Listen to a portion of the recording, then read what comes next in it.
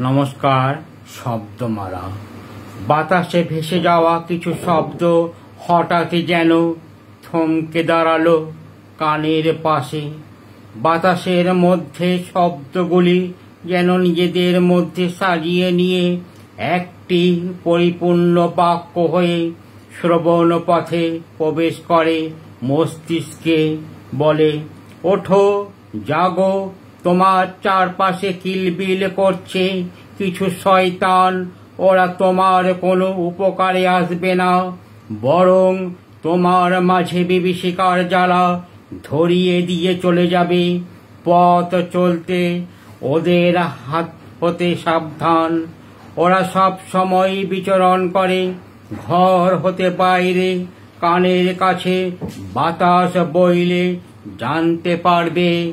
আবার কিছু শব্দমালা বাক্য